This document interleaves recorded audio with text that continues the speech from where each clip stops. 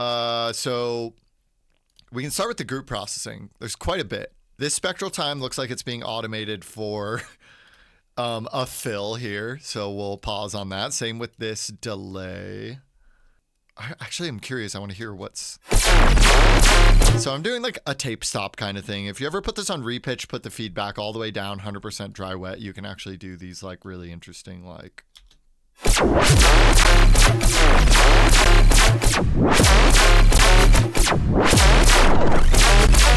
Yeah, it's just like, you know, fucking around. Same with the dry wet of the spectral time. This is kind of just... This is something you'll see a lot in my workflow, especially around this era of when I was doing bass music. If I were to break down more older stuff I was doing, it's very tilt, 100% dry wet, spectral time coded. You'll see it later in this project. You know, you can kind of just copy these settings, and what you're going to want to mess with is like different resolutions. It's just going to affect like how it smears and like pushes the sound forward and gives it this kind of like zappy, dispersory transient. In this case, if I were to like have the dry wet up like all the way, and we can just, you know, even like further accentuate it in this phrasing so you can hear what the spectral time is doing exactly without the automation. So kind of just sprinkling in those tails there, or those transient smearing thingies. It looks like I have just a kind of like squeezing bass rack after that. I really like doing this soft sine saturation, just 50% dry wet. I don't really touch it otherwise. I had a lot of trouble when I started using a separate sub more, or even just like having a good way to squeeze everything together in my bass group. I find like I really liked this paired with just like some really light compression. This is called Comp OTT Just Multi. This is just the multiband compression preset, the Ableton one, the stock one. I just find this easier to Command F because I use comp a lot. If I type comp, this is like everything. There's like so much shit, but it makes it so much easier for me to like find what I'm looking for. Soothe 2, stock, you know, didn't really touch it there. Oh, okay. I was like a parallel reverb chain with no reverb on it. I guess I was missing this VST for some reason. So just blending in a bit of just a tiny bit of room. It's really subtle, but it goes a long way. A really, really subtle EQ. Something for throws. A reverb for throws. Another delay that doesn't need to be here. This was just, you know, for the same thing. Ambassador on the group. Yeah, just mixing in. This has become one of my favorite plugins. Like, I have this on sounds like individually. I have this on the master. I have this on groups. I put this everywhere. Shout out to Onara for kind of showing me how strong this really was. Like on our collab, he had this on the master, and just kind of messing with the tone and saturation of the bass that you're blending in, and then just messing with the wet and the dry bass. And in this case, I'm just like blending in a little extra sub here, and then doing some imaging just to like make the stereo just super aggressive on this, just kind of like soloing each band until I see it, you know, just above 0 here. I just like really wanted the stereo to go crazy on this one. Yeah, even in the low mids, I like really enjoy stereo low mids myself. And some vitamin. So this is just a multi-band exciter, but without this whole like fat rack here. And I think other than that, another reverb throw, another soothe, like stock soothe. I just kind of like stack those up from time to time. And then another little parallel reverb. See, this is what I was talking about, like going through the project file together. I'm like finding so many weird things that like I wouldn't have expected that I did. So let's just turn off all this stuff. And it sounds great. Hear that with the drums. Yeah, it might just be missing that like crunch that the ambassador into like the exciter and like the saturator, squeezing everything together. It's just giving it a lot of the really rich low mids and like like distorting that sub in with everything is where a lot of the crunch comes from. So from the top down, the main sound here. Let's get into that. I believe I made some adjustments to this. So this was the original of it, and what was actually very interesting about how we got this rhythm was we were messing with this crazy Max for Live thing called Gizmo, and keeping it at a lower and what Gizmo kind of sounds like. Brace your eardrums. This is potentially going to fuck you up. And I'm giving you like a 10-second warning that, it could get ear piercy, but it's like a really like gnarly FFT kind of like, I don't really understand it. It's a very fixed algorithm for how it works. But if you keep it lower, you can actually get some weird like.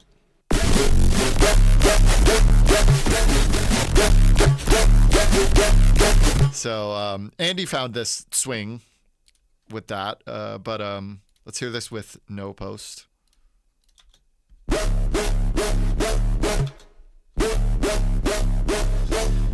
This is an Andy sound.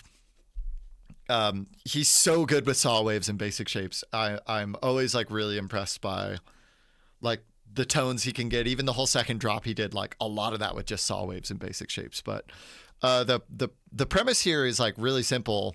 It's just a shorter envelope on oscillator A, and I'm not gonna like be able to break this down as well as he would have been able to. There's a lot of like very intentional LFOs being used here. Like he obviously wanted the sub to work a certain way with how we were gonna like really blow the sound out. But yeah, really simple. Obviously, this peak is very important when you're working with simple sounds like this. A lot of it's like finding those tones through like really distorted peaks.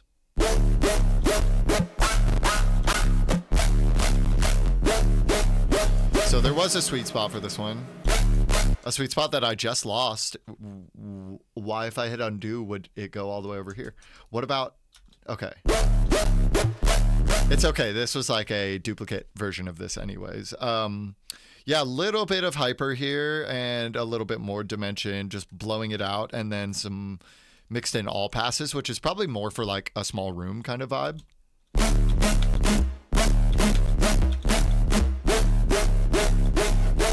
Yeah, and then this is where we introduced the Gizmo. So it's really cool to automate like that. It's kind of like a reverb throw, but we got a little like rhythmic tail out of it. OTT, keeping it 100%, not touching it.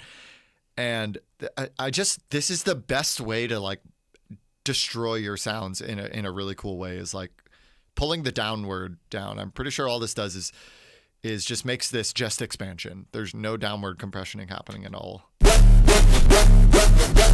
Just pushing all the bands forward 100%. Some disperser. And then a crystallizer. Kind of like a little redux layer. This is what the crystallizer settings look like. It's just an octave blended in here. I used to use this so much. If you're like an OG Kompany Twitch follower, like I used to, 2018, 2019, I made so many parallel layers with crystallizer. So this is like an ode to that. I don't know if Andy did this or I did, but I don't really touch that plugin anymore.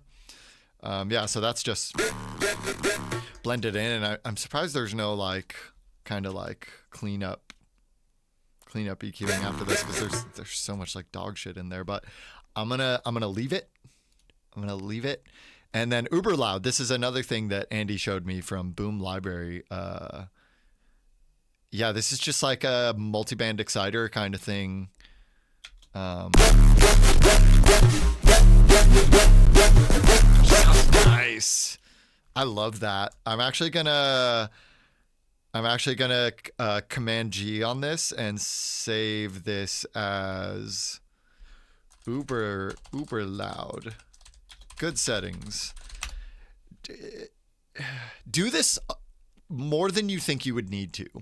Because I have this like for Homicide, like perfect settings I've set up, you know, and it's just nice to have a preset like that to just, you know, if you get it dialed, like why not have that at your disposal? Easy. Command F. I'm a big Command F guy.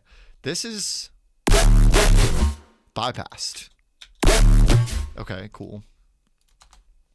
And then, yeah, you can see here I actually ended up duplicating and using this version of it where I took the Gizmo out.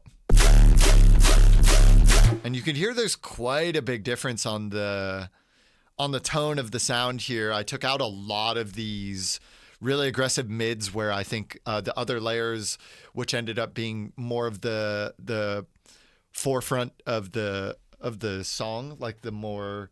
Like I always like to say, if you're going to have trouble with layering, when I layer a lot, you don't want too many things competing for what's going to be the star of the show. There's going to be something that's going to be the star of the show. It's got the spotlight on it, and that's where you want the attention to be. And in this case, I had to do some attenuating in the frequencies where that thing was sitting. So that'll make more sense when we go into it later. A very cool rack. I'll definitely drop this rack for you guys and a bunch of other racks, you know, stuff from this project, stuff I use a lot. But I made this rack that is it's spectral time, but the sub is clean. So, oh my goodness, the redux on that. So it puts the whole sound through spectral time, but it's only smearing the top mids. And I think normally, if I were to have done this, I would have thrown in a line delay on the low end and scooted the low end forward a little bit, because spectral time, whenever you tilt it down like this, it's going to swing the sound forward a lot. So, spectral time clean sub. This is the rack I'll drop you guys, or I'll totally forget by the end of this. Who knows? You can pester me. Yeah, you can see here I have a macro for how much of the sub you want to be clean, and then as this macro 2 goes up, the tilt is going to increase, but also how swung forward the sub is going to increase as well. So it kind of like pushes the whole sound together, which is really nice. I also do really enjoy like how this affects the sub as well. So sometimes it's situational that I'll use something like this. Gizmo off. We're going to delete that. And then this post-processing is all the same as before. So what I did here is I actually, since I took the Gizmo off, I just remade that rhythm with a flatten of the crunch thing. So it sounds like this together.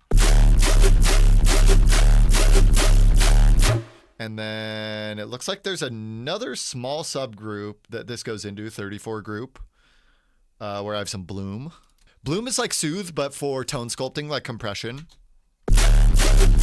It's very subtle. I had an Edison here where I was just, you know, doing some probably scrubbing and resampling of the group. I love Edison. It's so useful. I'm going to delete it. What do we have here? Another reverb throw. And then something from me and Astaroth's collab. Astley, I'm giving away your sauce. I owe you a beer or something. So here's a noise layer. It's just top end erosion, some wide noise, parallel. It sounds like this. The dry chain, and then, yeah, redux from just the sub. So cutting it, so it's just the sub going through this. And then just like tuning the rate until you find a sweet spot, and then just blending in the top end of that. So that's definitely going to be doing a lot for the sound here. I mean, I say that, and then it's like one of the more subtle things when I A/B it, but you get the idea. Okay, the sauce. This is where the song came to life, in my opinion. is this razor layer here. And shout out to VexU for this one. I was watching his Patreon and kind of like got the idea to mess with the